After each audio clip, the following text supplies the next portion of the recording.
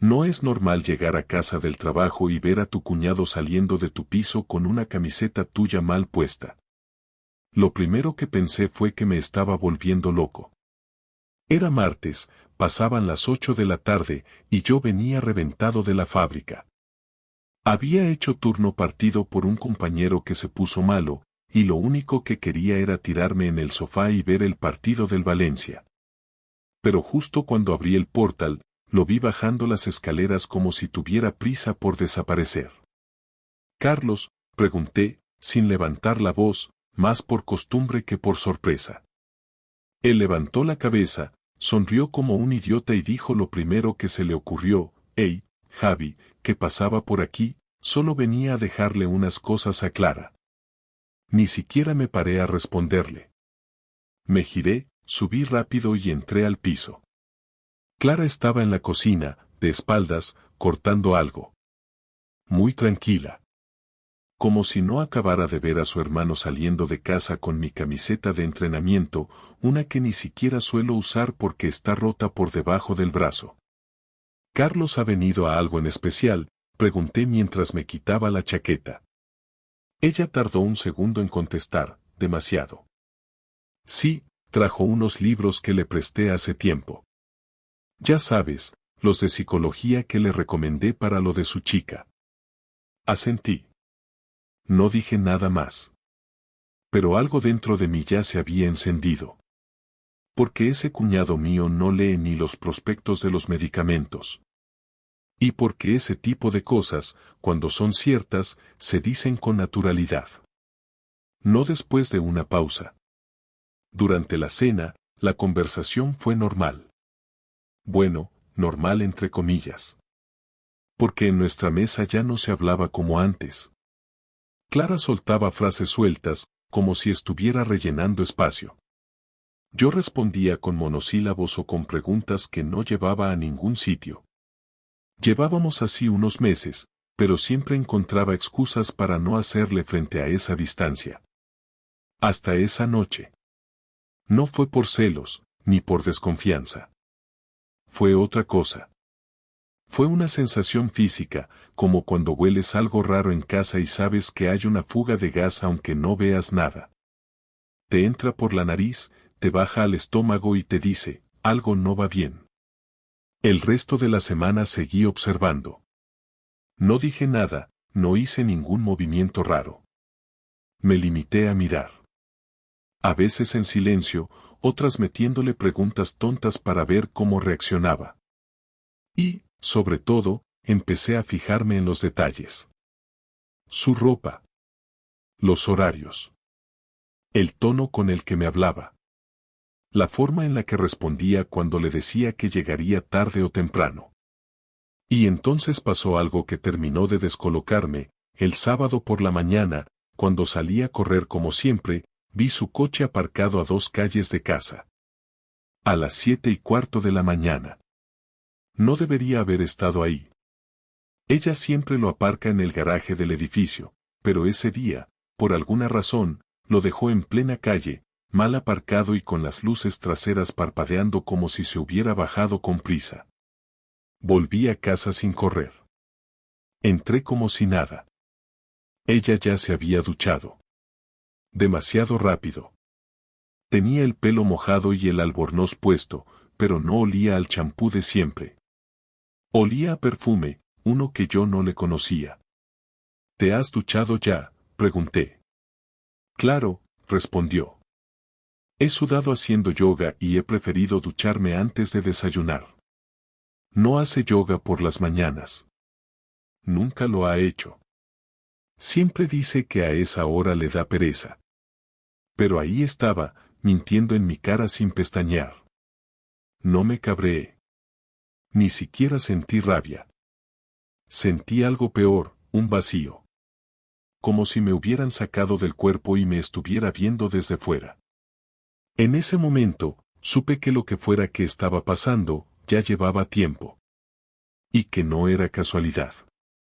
Ni una aventura tonta. Era algo planeado, organizado. Metódico. Y, sin embargo, seguí sin decir nada. Porque yo quería entenderlo. Necesitaba saber cuándo había empezado todo, qué había cambiado en ella, en nosotros, en mí. Porque, joder, yo no soy ningún santo, pero siempre fui leal. Siempre estuve ahí. En los buenos y en los días de mierda. Cuando se quedó sin trabajo, cuando murió su padre, cuando se encerró durante 2 semanas sin querer ver a nadie. Ahí estuve yo. Y ahora, algo o alguien me estaba robando lo único que creía tener seguro. Esa noche dormimos juntos, como si nada. Ella me abrazó por la espalda. Me dio un beso suave en el cuello. Me dijo te quiero al oído. Y yo, por primera vez en muchos años, no le respondí. Me hice el dormido. Pero por dentro, ya estaba despierto. Durante toda la semana siguiente me dediqué a escuchar. Dejé de opinar, de preguntar por compromiso, de comentar cosas sin importancia. Me limité a observar cada movimiento, cada silencio, cada frase que parecía decir algo más de lo que decía en apariencia. Clara notó el cambio. Lo notó rápido. Me miraba cuando pensaba que yo no la veía, como si estuviera evaluando si mi silencio era despreocupación o sospecha. Empezó a dejar el móvil boca abajo incluso cuando estábamos solos. Cuando recibía mensajes en la cocina, los contestaba a medias y salía al pasillo como si fuera algo urgente. Me decía que era una amiga de la guardería, que tenían problemas con una madre conflictiva o que estaban ajustando horarios por una nueva incorporación. No lo discutí, no tenía sentido. Lo que decía podía sonar creíble si uno no supiera cómo se comporta una persona cuando está mintiendo, pero después de tantos años juntos, yo sí lo sabía. Lo más difícil de aceptar no era la posibilidad de que me estuviera engañando, sino la certeza de que lo hacía con tranquilidad, con naturalidad, como si fuera algo que no tuviera peso moral, como si no se sintiera culpable. Eso me desconcertaba más que cualquier otra cosa, porque al menos si la notara nerviosa, si se le escaparan contradicciones o si intentara compensar con gestos cariñosos, podría pensar que le pesaba lo que estaba haciendo, que al menos había un conflicto interno, pero no, lo que había era una rutina cuidadosamente construida. Y eso dolía más. El jueves por la tarde, sin previo aviso, me llamó mi cuñado Carlos para pedirme unas herramientas que, según él, necesitaba para colgar una estantería en su casa. Le dije que sí, que pasara a recogerlas después del trabajo. Yo sabía perfectamente que esas herramientas las tenía él desde hace meses, así que no necesitaba ninguna excusa. Clara no sabía que yo sabía eso. Cuando Carlos llegó, ella lo recibió en la puerta antes de que yo pudiera levantarme del sofá. Intercambiaron unas frases rápidas y bajaron al trastero juntos, diciendo que querían revisar qué servía y qué no. Tardaron exactamente 8 minutos. Volvieron hablando de tornillos y tacos como si estuvieran montando una ferretería. No dije nada. Carlos se fue y Clara volvió a la cocina con un gesto tan tranquilo que por un momento dudé de mí mismo. Me levanté y bajé al trastero. Revisé lo que supuestamente habían revisado y lo único que faltaba era una caja con cosas que no tenían nada que ver con herramientas. Una caja que llevaba años guardando cables viejos y que nadie usaba para nada. No tenía explicación. Esa caja no pesaba ni 2 kilos, y aún así decidieron bajarla al coche. ¿Para qué? No lo sabía todavía, pero lo que sí sabía era que estaban acostumbrados a actuar juntos. Ya no eran solo mensajes ni sospechas. Ya era algo tangible. El sábado, fingí que iba a pasar el día con mi hermano a Gandía. Le dije a Clara que estaríamos todo el día organizando unas cosas del negocio familiar, que volvería por la noche, tarde, quizá para cenar. Ella me abrazó, me deseó suerte, y volvió a meterse en la habitación sin preguntar nada. Fue la señal definitiva. Cuando bajé al coche, no encendí el motor. Me quedé ahí sentado, viendo por el retrovisor el portal de nuestro edificio. Pasaron 20 minutos y no se movió nada. A los 30, la vi salir. No llevaba bolso, solo el móvil en la mano y un abrigo ligero. Se subió en un coche que no era el suyo ni el mío, un Seat gris oscuro con cristales tintados. No podía ver al conductor, pero sabía que no era un taxi. Nadie entra a un taxi sin bolso, sin dar una dirección, sin mirar al taxista. Lo que vi fue a una mujer que sabía perfectamente a dónde iba y con quién. No lo seguí. No tenía cómo. No era detective ni me interesaba convertirme en uno. Solo necesitaba confirmar que no estaba loco. Me fui a casa de mi hermano de verdad, pero no le conté nada. No todavía. Estuve todo el día en su taller ayudándole a desmontar unas máquinas viejas y volví a casa a las 10 de la noche. Clara ya estaba en el sofá, con el pijama puesto y el portátil sobre las piernas, viendo una serie que no le interesaba. Me sonrió cuando entré. Me preguntó qué tal el día. Le dije que cansado, que habíamos comido tarde y que estaba muerto. Ella sintió, se levantó, me dio un beso en la mejilla y fue a la cocina a prepararme algo rápido. Esa normalidad fue la que me rompió por dentro. No el beso, no la sonrisa, sino la capacidad de fingir como si nada, de actuar una escena ya ensayada. Esa noche no dormí. No por rabia, sino por impotencia. Pensaba en todos los días que habíamos pasado juntos, en las vacaciones, en las cenas, en los domingos perezosos viendo películas, y todo eso ahora era un decorado vacío. Empecé a pensar en cuando habría empezado todo. No podía ser algo nuevo. Esa clase de frialdad no se improvisa. Empecé a repasar mentalmente las últimas Navidades, las veces que se ausentaba en reuniones familiares porque tenía migraña, los mensajes que recibía mientras veíamos películas, las veces que se iba a la terraza a hablar con su madre. Todo encajaba demasiado bien. No había nada que me diera una explicación diferente. Todo apuntaba a que llevaba tiempo viviendo otra vida paralela sin que yo me diera cuenta. A la mañana siguiente me levanté antes que ella. Preparé café, abrí las ventanas y me senté a escribir todo lo que sabía. Sin adornos, sin suposiciones. Solo hechos. Necesitaba tenerlo por escrito para no caer en la tentación de creer que estaba exagerando. Anoté los cambios de rutina, los horarios, las visitas de Carlos, las contradicciones, las veces que desapareció sin explicación. Al final de la hoja escribí una sola frase: Clara ya no está aquí, aunque viva conmigo. Ella se despertó a las 9, se acercó, me abrazó por detrás y apoyó la cabeza en mi hombro como si todo estuviera bien. Yo seguí escribiendo. No dije nada. Ella tampoco. Supongo que en ese momento ambos sabíamos lo mismo, pero ninguno estaba dispuesto todavía a ponerle nombre. No quería seguir esperando a que las respuestas aparecieran por sí solas porque ya había entendido que nadie iba a decirme nada si yo no lo exigía directamente, así que llegó un momento en el que dejé la libreta sobre la mesa del salón y le dije a Clara que necesitábamos hablar sin distracciones, sin móviles, sin televisión y sin excusas.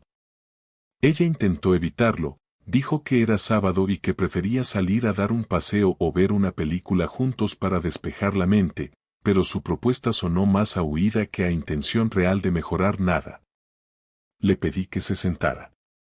No gritaba, no estaba alterado, pero ella lo percibió como una amenaza porque su cara cambió al instante y sus manos comenzaron a moverse sin rumbo, como buscando algo que hacer. Le dije que había tomado nota de muchas cosas en las últimas semanas y que no quería reproches ni teorías sino explicaciones concretas, reales y con sentido. Clara se cruzó de brazos, suspiró y me preguntó si estaba insinuando algo, usando ese tono típicamente defensivo que indica que no iba a responder de forma clara. No respondí su pregunta, solo le pedí que me hablara de ese sábado en el que supuestamente yo me había ido a Gandía. Ella dijo que había estado todo el día en casa estudiando un curso de educación emocional para niños y que incluso me enseñaría el material si quería verlo. Yo le dije que no hacía falta porque ya sabía que lo que decía era mentira. Ahí fue cuando vi por primera vez en semanas una reacción sincera en su rostro, como si acabara de darse cuenta de que su manera de mentir tenía grietas evidentes. No quiso admitir nada, pero le dije que vi su coche aparcado 2 calles más abajo a las 7 de la mañana y que no tenía sentido que lo dejara allí y no en el garaje. Su pausa antes de hablar fue suficiente, entendí que estaba pensando en qué versión inventarse. Finalmente dijo que había quedado con una compañera para hacer yoga temprano y que eso no tenía nada de raro. Le dije que quizá no lo tendría, pero que entonces me explicara por qué se marchó sin bolso, sin ropa de repuesto y sin avisarme nunca de esa salida, porque ella no era así, generalmente hablaba de todo lo que hacía. No contestó. Entonces giró la conversación hacia mí, me preguntó si la estaba controlando, si había empezado a desconfiar hace tiempo, si había leído mensajes en su móvil o revisado sus cosas. Me acusó de manipularla y de crear sospechas por aburrimiento. Le dije que no estaba hablando de teléfonos ni de mensajes ni de pruebas técnicas, sino de cosas reales, comportamientos, movimientos y silencios que antes no estaban presentes. Le dije que llevaba tiempo actuando como si viviera otra vida que no compartía conmigo y que si yo le importaba de verdad, lo mínimo era hablar claro, sin rodeos. Clara me miró con una mezcla de enfado y miedo, como si mi insistencia fuera más peligrosa que su mentira. Su primer argumento fue decir que estaba cansada de que le pidiera explicaciones por todo, que necesitaba un espacio propio, que a veces se sentía demasiado observada. Eso era absurdo, jamás le había controlado sus horarios y nunca habíamos tenido ese tipo de conflicto, así que le respondí que eso era falso y que lo decía para justificar cosas que no quería reconocer. El ambiente se puso tenso y su tono empezó a subir. Me dijo que nuestra vida estaba apagada y que tal vez yo no lo había notado, que hacía meses que no sentía complicidad conmigo y que había renunciado a explicármelo porque cada conversación con ella me resultaba indiferente. Eso me irritó porque era al revés, yo llevaba meses intentando acercarme y era ella quien se había apartado poco a poco. Se lo dije y su respuesta fue que quizá mi forma de estar presente no le bastaba, que necesitaba algo más. Le pregunté qué era ese algo más y se levantó de la silla sin responder. Fue al pasillo como si buscara aire y yo la seguí porque ya no iba a dejar ese tema en el aire. Le dije que si estaba con alguien, necesitaba saberlo ya, no dentro de un mes, no cuando me fuera a trabajar o cuando ella decidiera que tocaría hablar. Le dije que la verdad no iba a desaparecer si la aplazábamos. Ella se giró y me dijo, muy seria, que yo no tenía derecho a hacer un juicio como si fuera un policía. Me enfadó escuchar eso porque no era un juicio lo que quería, era algo que merecía saber. Le dije directamente que había visto a su hermano sacar una caja del trastero que no era suya, que lo había visto entrar y salir con prendas que no le pertenecían y que había demasiados detalles que mostraban que ambos ocultaban algo. Clara se alteró al oír el nombre de su hermano y dijo que lo dejara fuera de esa conversación. Yo insistí y le dije que si él estaba involucrado en lo que fuera, también debía explicarlo, aunque no me interesara culparlo a él, sino saber qué papel tenía. Clara me pidió que dejara de decir tonterías y que estaba manipulando recuerdos. Se acercó a mí, me señaló con el dedo y me dijo que yo estaba buscando problemas donde no los había. No toleré ese tono. Le dije que no iba a seguir admitiendo que me tratara como si yo fuera quien inventaba todo. Entonces pasó lo que no esperaba. Clara empezó a llorar, no le salían palabras, solo se cubrió la cara con las manos. No era un llanto suave sino contenido, como si hubiera estado esperando un punto de ruptura. Empecé a creer que ya no estaba defendiendo una mentira, sino intentando no derrumbarse. Se sentó en el suelo, en el pasillo, apoyada en la pared. Le dije que hablara, que solo necesitaba saber si había alguien más en esa historia. No me contestó. Esperé. No hablé durante casi un minuto. Ella siguió sin responder. Finalmente, levantó la cabeza y dijo que estaba cansada, que yo había dejado de prestarle atención y que había empezado a sentirse sola. Le dije que la soledad que ella decía sentir no se justificaba con lo que estaba haciendo. Entonces bajó la cabeza y dijo que había alguien, pero que no quería hablar de eso. No me dio un nombre, no me dio una explicación, solo dijo que esa persona le había hecho sentir escuchada. Le dije que esa justificación no era suficiente, que no era una respuesta sino un intento de proteger a alguien. Por fin me miró a los ojos y dijo que no me lo iba a contar todo porque no lo entendería. Eso me hizo sentir más despreciado que si hubiera contado detalles explícitos, porque me estaba tratando como a alguien indigno de saber lo que pasaba. Le dije que esa conversación no había terminado y que seguiría hasta que tuviera todo claro. Clara se levantó y me habló con una frialdad que nunca le había visto. Dijo que si seguía presionando, acabaría odiándome más de lo que creía posible. Le dije que no buscaba su odio, solo la verdad, pero ella no quiso hablar más. Se encerró en la habitación y yo me quedé en el pasillo sin saber si era el final o el principio del desastre completo. Ya no había duda, estaba metido en una batalla que no había elegido, pero que no iba a abandonar hasta saber hasta dónde llegaba la traición. Pasaron 3 días sin que volviéramos a hablar del tema, y no porque yo no quisiera, sino porque Clara se había cerrado por completo. Dormíamos en la misma cama, comíamos en la misma mesa y compartíamos los mismos espacios, pero ella había bajado una cortina invisible entre los dos, como si ignorarme fuera una forma válida de responder al desastre. No pidió perdón, no intentó explicarse, no mostró culpa ni rabia, solo ese silencio forzado que la hacía moverse por la casa como una invitada que no quiere molestar. No me iba a quedar así.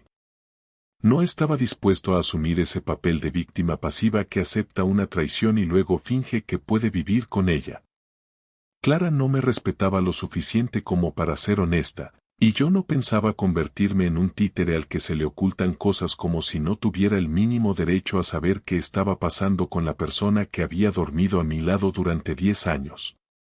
No me interesaba entrar en el papel de detective. No iba a perder mi tiempo buscando pistas en su ropa, en sus rutinas o en su teléfono.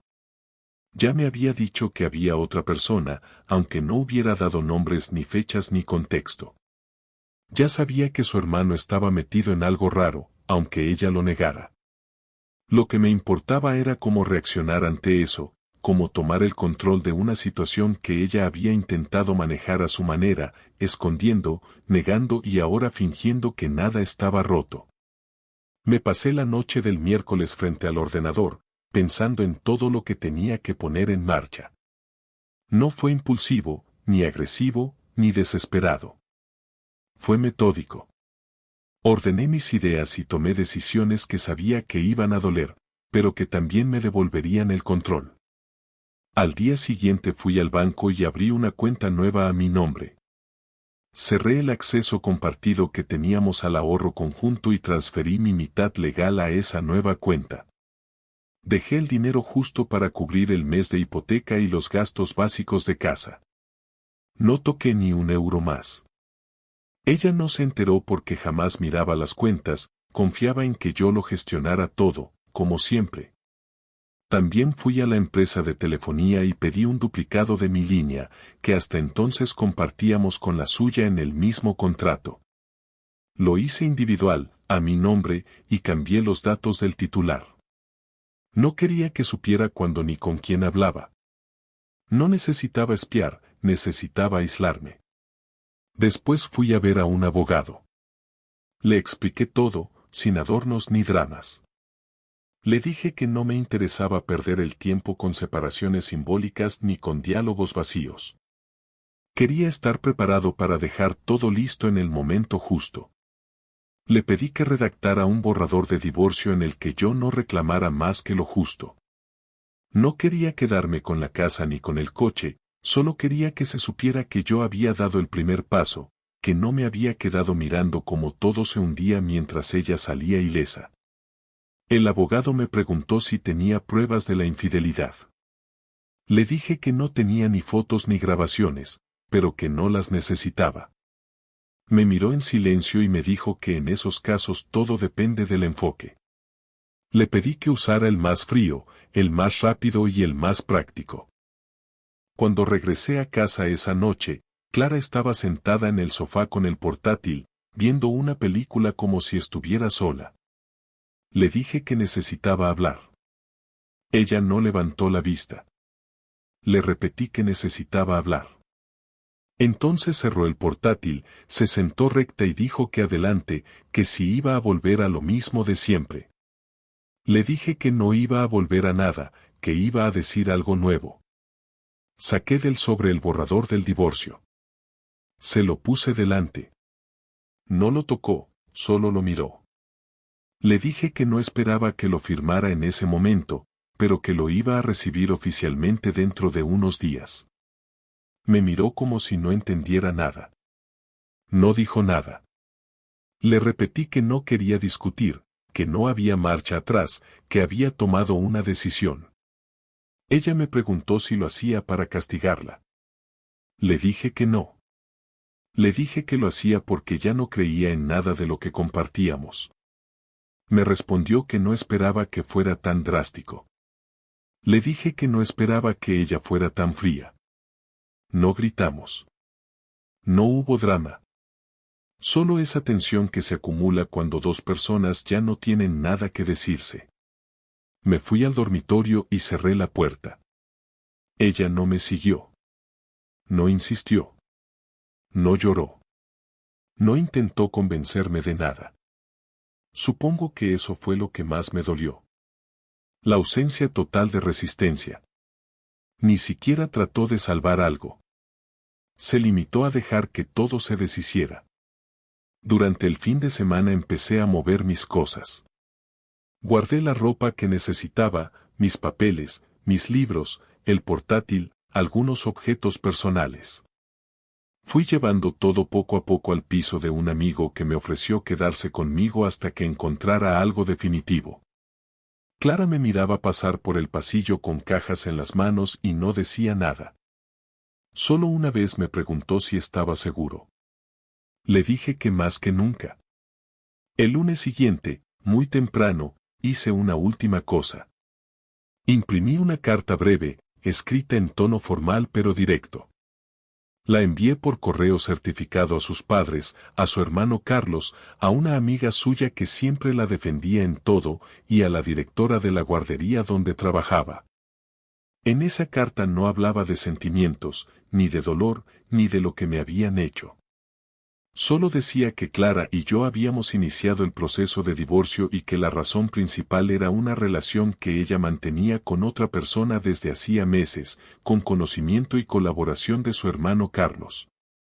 No adjunté pruebas, ni lo hice con rabia. Lo hice para dejar constancia. Para que no pudiera reescribir la historia a su favor, para que no pudiera fingir ante su entorno que yo me había vuelto loco o que la había abandonado sin motivo. Cuando Clara recibió la copia de esa carta, no me dijo nada directamente, pero supe que la había leído porque al día siguiente recibí mensajes de su amiga, de su madre y de dos compañeras del trabajo. Me acusaron de exagerar, de exponer su vida, de querer arruinarle la reputación. Les respondí lo mismo a todas, no he contado nada que no sea cierto. Si les molesta, es porque duele verlo por escrito. El martes por la tarde Clara me esperó en la entrada del piso, algo que nunca hacía. Me pidió que subiera un momento. Accedí por curiosidad. Me preguntó si pensaba seguir ensuciando su nombre.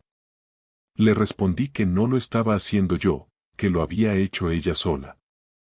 Me dijo que la estaba dejando sola en el peor momento. Le dije que sí, que exactamente eso estaba haciendo, porque ya no me quedaba otra opción. Me pidió que lo pensara mejor, que podíamos hacer las cosas de otra manera. Le dije que ella ya eligió cómo hacerlo todo. Y que ahora me tocaba a mí elegir cómo terminarlo. Salí de ahí sin mirar atrás. No hubo gritos, no hubo lágrimas, no hubo disculpas. Solo esa frialdad asquerosa que te deja claro que lo que tenías con esa persona ya no existe. Me sentí agotado, pero también con una claridad que no había tenido en meses. La venganza, si es que se puede llamar así, no fue explosiva ni escandalosa. Fue meticulosa, definitiva y sin vueltas. Porque no se trata de gritar más fuerte o de demostrar más dolor. Se trata de cerrar las puertas bien cerradas. Y eso fue exactamente lo que hice. No volví a entrar a ese piso después de aquel martes, pero Clara sí me llamó una semana después de que recibiera la carta del abogado con la documentación definitiva. Me sorprendió que usara el teléfono en lugar de escribir un mensaje, porque había evitado el contacto directo desde que le puse los papeles delante. Contesté sin decir su nombre. Me preguntó si podíamos vernos para hablar una última vez antes de firmar todo. Su tono no era agresivo, tampoco sonaba desesperada, era plano, como si simplemente tuviera que cumplir con una formalidad. Dudé durante unos segundos porque no quería darle margen para justificarse, pero tampoco tenía nada que perder. Acordamos encontrarnos en una cafetería cerca del viejo mercado, un sitio neutral donde no hubiera recuerdos ni testigos comunes. Me presenté a la hora exacta. Ella ya estaba allí, sentada en una mesa de la esquina, con una taza delante que apenas había tocado. Llevaba un jersey gris y el pelo suelto, parecía más delgada que hacía un mes, pero no me interesaba preguntarle por eso. Me saludó sin sonreír. Me senté enfrente. No le di la mano ni hice ningún gesto cercano. No estábamos ahí para fingir. Empezó hablando ella. Dijo que no esperaba que las cosas terminaran así, que durante un tiempo pensó que podríamos haber encontrado otra salida, que lo que pasó entre nosotros no tenía por qué haberse roto de forma tan violenta. La interrumpí. Le pregunté si me llamaba para decir que había sido un malentendido. Me respondió que no iba a negar nada, pero que quería que supiera que su intención nunca fue dañarme. Esa frase me molestó más que cualquier mentira, así que le pedí que no repitiera ese tipo de cosas porque no eran útiles. Le dije que si me había traído ahí para justificar lo que hizo, podíamos ahorrar tiempo. Ella bajó la mirada y dijo que no, que lo sabía, pero que necesitaba decir algunas cosas antes de que todo quedara cerrado del todo. Esperé en silencio. Dijo que llevaba mucho tiempo sintiéndose fuera de lugar, como si su vida estuviera estancada, como si todo se repitiera sin sentido. Dijo que intentó hablarlo conmigo varias veces, pero que yo siempre le daba soluciones prácticas, como si todo se pudiera arreglar con una conversación o un viaje. Le recordé que cada vez que intenté acercarme, ella ponía distancia, que cada vez que pregunté si algo iba mal, su respuesta fue negar todo. Me dijo que no quería enfrentar el conflicto, que tenía miedo de lo que pudiera pasar si decía lo que sentía. Le pregunté qué sentía exactamente. Dijo que sentía que ya no era la misma persona, que se despertaba cada día sin motivación, que no sabía si me quería o si solo estaba acostumbrada a mí. Le dije que si no lo sabía entonces, ahora ya no hacía falta que se lo planteara, que lo había resuelto con sus actos. Asintió en silencio. Pasaron unos segundos sin que ninguno hablara. Luego me dijo que lo de Carlos no fue lo que parecía. Esa frase me hizo soltar una pequeña risa seca. Le pregunté qué parte no parecía. ¿Qué entraba y salía del piso con mi ropa? ¿Qué mentía sobre herramientas que ya tenía? ¿Qué estaba presente cada vez que ella se ausentaba misteriosamente? Me dijo que no era una relación sexual. Le dije que no me interesaba saber si se acostaban o no, que el problema no era lo físico, sino el pacto que había entre ellos para engañarme. Me dijo que él solo quería ayudarla, que fue quien le dio apoyo cuando empezó a sentirse mal con la relación. Le dije que eso no lo hacía mejor. Le dije que lo más bajo que se puede hacer es usar la cercanía familiar para cubrirse las espaldas mientras se le da la espalda a quien ha estado siempre. Le pregunté si Carlos se sentía orgulloso de lo que había hecho. No respondió. Luego cambió el tema. Dijo que le dolió mucho cuando mandé las cartas, que su madre dejó de hablarle durante una semana, que su padre no quiso verla en el cumpleaños familiar. Dijo que en el trabajo ahora la miraban de otra forma, que algunas compañeras ya no se sentaban con ella a la hora del café. Me preguntó si me sentí bien sabiendo eso. Le respondí que no me sentí bien ni mal, que simplemente necesitaba dejar constancia. Le dije que ya no me interesaba su reputación, pero que sí me interesaba que la historia quedara clara.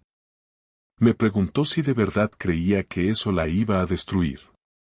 Le dije que no, que ella se iba a recomponer como siempre, que incluso seguramente encontraría una forma de contar todo a su favor. Dijo que no iba a inventar nada, que aceptaba lo que había hecho. Le dije que eso estaba bien, pero que ya no cambiaba nada. Después preguntó si estaba viendo a alguien. Le dije que no tenía ni tiempo ni cabeza para eso. Me preguntó si algún día iba a perdonarla. Le dije que no lo sabía, pero que no iba a intentarlo. Le dije que algunas cosas no se resuelven ni con el tiempo ni con disculpas, que simplemente se archivan. Me dijo que le daba pena que fuera así. Le respondí que a mí me daba pena que no hubiera sido valiente cuando todavía estábamos a tiempo. Dijo que a veces no se sabe lo que se pierde hasta que se pierde. Le dije que ya era tarde para descubrirlo. Terminamos el café sin hablar más. Me preguntó si íbamos a firmar ese viernes como decía el abogado. Le dije que sí. Me agradeció por venir. Me levanté sin decir nada. Salí de la cafetería sin mirar atrás. Esa fue la última vez que la vi en persona. Esa misma semana firmamos todo. No hubo discusión ni cambios en los papeles. No pidió quedarse con más cosas de las que ya se le habían asignado. No hablamos en la notaría. Solo se limitó a hacer lo que correspondía. Cuando salí del edificio, me senté un momento en una plaza cercana. No sentí alivio, tampoco tristeza. Solo una especie de pausa. Me quedé allí unos minutos, mirando a la gente pasar, pensando en que 10 años se habían terminado sin una escena dramática ni una disculpa sincera. No la bloqueé de ninguna red social. No porque quisiera seguir sabiendo de su vida, sino porque no necesitaba ocultarla. A veces me llegaban fotos suyas a través de conocidos, fotos de eventos, de salidas, de cenas. Siempre con gente que no conocía. Nunca con Carlos. No sé si él sigue en contacto con ella. No me interesa. Lo que sé es que no volví a recibir ni una llamada, ni un mensaje, ni una carta suya. Y así fue como terminó todo. No con gritos, no con perdón, no con reconciliación. Simplemente con una conversación que no resolvió nada, pero que dejó todo dicho. A veces no se necesita más. Después de firmar los papeles y cortar cualquier vínculo legal, pasaron unos días raros en los que mi cuerpo seguía funcionando en piloto automático, pero la cabeza iba por otro lado. No sentía alivio ni rabia ni tristeza intensa, solo una especie de cansancio que no se curaba con dormir. Me levantaba, desayunaba lo justo, me iba a trabajar, hablaba con los compañeros sin demasiado entusiasmo, volvía por la tarde, encendía la televisión sin prestar atención y me metía en la cama como si nada tuviera sentido. No lloré, tampoco me emborraché, ni salí a hacer vida social para compensar. No quise ver a nadie durante unas semanas. Mis padres preguntaban cómo estaba, mi hermano me ofrecía salir a distraerme, un amigo de la infancia me mandaba mensajes invitándome a su casa para jugar a la consola como cuando teníamos 20 años. Les decía que estaba bien, que ya iría, que era cuestión de tiempo. No sabía si era verdad. Lo que sí sabía es que no quería acelerar nada. No tenía intención de olvidar a Clara rápido ni de fingir que la historia que habíamos vivido juntos podía desaparecer de un día para otro. Estuve con ella más de una década. Compartimos viajes, rutinas, decisiones importantes, discusiones estúpidas y momentos que en su día fueron reales. Por más que hubiera terminado de la peor manera, no podía simplemente borrar todo como si no hubiera existido. Pasó un mes y decidí volver al piso por última vez para recoger unas cajas que había dejado en el trastero. Quise hacerlo un domingo temprano para no cruzarme con ella ni con nadie. Entré con mis llaves todavía, aunque ya no vivía allí. No había cambiado nada en la entrada. Las mismas fotos, el mismo perchero, el mismo olor. Pero al entrar al salón, noté que faltaban algunas cosas. Había quitado el cuadro que colgamos juntos en nuestro tercer aniversario, ese que eligió ella en una feria de artesanía. También faltaban algunos libros que eran míos, pero que por alguna razón se había llevado. No me importó. Subí al trastero, bajé las cajas, cerré la puerta y dejé las llaves en la cocina. No escribí ninguna nota, no dejé ningún mensaje. Salí sin hacer ruido. Esa fue la despedida real. Con el tiempo, volví a tener espacio en la cabeza para pensar en cosas que antes me costaban. No fue de un día para otro. Hubo días en los que me costaba levantarme y otros en los que parecía que nada había pasado. Empecé a escribir, no como terapia, sino como forma de ordenar lo que había vivido. Escribía en un archivo de texto que no pensaba mostrar a nadie. Anotaba detalles, reflexiones, momentos que me parecían importantes. No buscaba darle sentido, solo registrarlos para que no se diluyeran en el tiempo. También empecé a salir más. No a fiestas ni a reuniones grandes, sino a caminar, a tomar algo con gente que conocía de siempre, a volver a lugares donde antes íbamos juntos pero esta vez solo, o con otros. No lo hacía para demostrar nada, lo hacía porque poco a poco necesitaba volver a ocupar mi vida. Al cabo de 3 meses me crucé con una excompañera de instituto en una terraza. No la reconocí al principio, fue ella quien me saludó. Charlamos un rato, me preguntó por Clara, le dije que nos habíamos separado. No pedí compasión ni conté la historia. Dijo que lo sentía, que no se lo esperaba. Le dije que no pasaba nada, que era lo que tenía que pasar. Me ofreció quedar algún día para tomar algo con más calma. Le dije que me avisara cuando quisiera. No esperaba nada de esa charla, pero fue la primera vez en mucho tiempo que hablaba con una mujer sin pensar en traición, sospechas o reproches. Fue una conversación neutral, limpia. Y eso me dejó con una sensación extraña pero positiva.